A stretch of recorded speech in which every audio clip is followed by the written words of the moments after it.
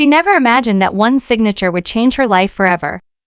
When she agreed to a marriage contract, it was supposed to be nothing more than a cold, calculated deal, a temporary arrangement with clear rules and no emotions.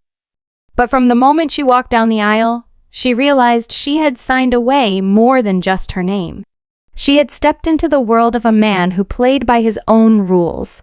Her husband was powerful, ruthless, and dangerously unreadable. To him, marriage was nothing more than a business transaction, a means to an end. He made it clear love was never part of the contract. But as days turned into nights, she found herself caught in the fire of his intense gaze, his quiet protectiveness, and the rare moments where his mask slipped, revealing something deeper, something she wasn't meant to see. She told herself she wouldn't fall. She reminded herself that once the deal was over, she would walk away. But what happens when a man who never planned to keep her suddenly refuses to let her go? When possessiveness replaces indifference and the rules of the contract start to blur? Now, she's trapped between duty and desire, between the life she had and the one he's forcing her to accept. Because in his world, a deal isn't just a deal, it's a promise. And breaking it? That was never an option. As the days passed, she tried to remind herself that this marriage was nothing more than a contract. She repeated it like a mantra, convincing herself that once the agreed-upon time was up, she would be free. But every time she looked into his piercing eyes, felt the weight of his presence in the same room, or caught the way his gaze lingered on her when he thought she wasn't looking, the lines between contract and reality blurred. He was a man who controlled everything: his empire, his reputation, and now, her. He dictated the rules, yet she sensed an unspoken conflict beneath his cold exterior. He never spoke of his past, never let his guard down, but there were moments, fleeting, almost imperceptible, where she saw something in him that didn't match the ruthless man the world knew him as. It was in the way he stood protectively close when they were in public, the way his grip tightened just slightly when she tried to pull away.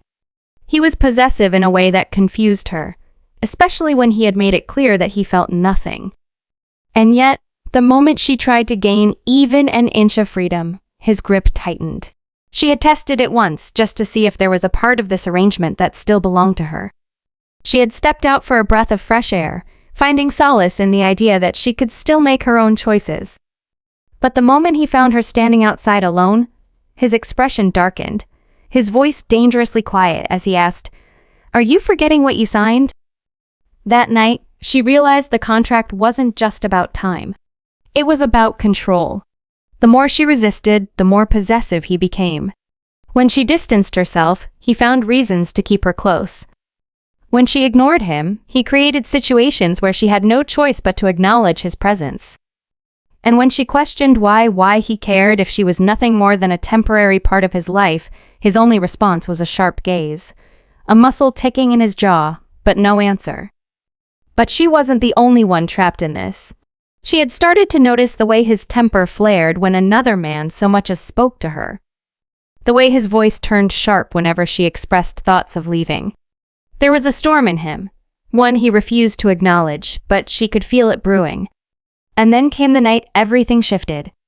She had gone to a charity gala with him, playing the role of the perfect wife in front of an audience that expected them to be nothing less than a power couple. She smiled when necessary, stood beside him like a trophy he had claimed, but when a man from his business circle approached her, striking up a conversation, she saw something snap in her husband's eyes. His grip on her waist tightened. His entire body stiffened. And when the man reached out, just slightly, to brush a strand of hair from her face, her husband stepped in cold, dangerous, and completely unyielding. The rest of the night passed in tense silence. The car ride home was heavy with unspoken words, his fingers drumming impatiently against his knee as he stared out the window. She should have expected what came next. The moment they were behind closed doors, his restraint shattered. He cornered her, eyes dark with something she couldn't quite name. "You think this is a game?" His voice was low, a quiet storm that sent shivers down her spine. She swallowed hard, refusing to back down. It was just a conversation. His jaw clenched. "That's not the point." She searched his face, trying to understand the war raging inside him. "Then tell me what the point is," she challenged. "Because this was supposed to be a contract. Just business. You made that clear. So why does it matter?" Silence. A long, suffocating pause. Then, so quietly she almost didn't hear it, he murmured. "Because you're mine." The words settled between them, heavy and unshakable. She should have felt anger, defiance, but all she felt was the pounding of her heart, the realization that she was sinking deeper into something she wasn't prepared for. And worst of all, she wasn't sure if she wanted to fight it anymore. She stood there frozen as his words echoed in the space between them. "Because you're mine." It wasn't a declaration of love, nor was it an admission of weakness. It was a simple, undeniable truth in his mind, one that shattered the last bit of resistance she had left. She wanted to fight back, to remind him that she wasn't something to be possessed.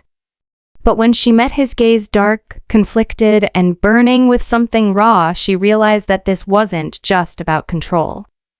It wasn't just about the contract anymore. It was about them.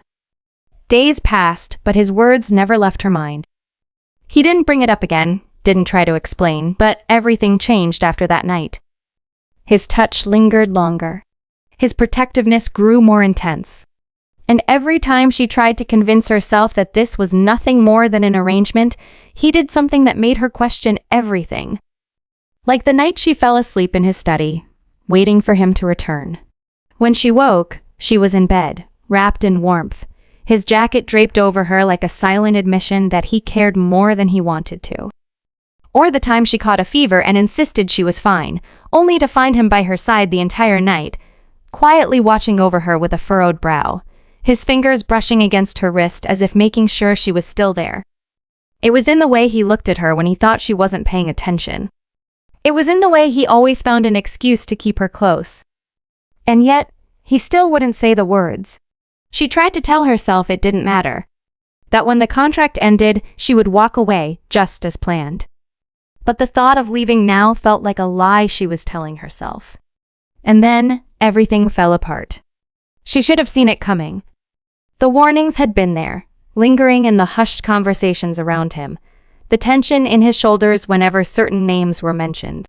But she had never asked, never pushed, because the version of him she knew, the one who let his walls down around her, even if just for a second, made her forget that his world was built on power, business, and enemies who wanted to see him fall. She found out the hard way. It happened too fast.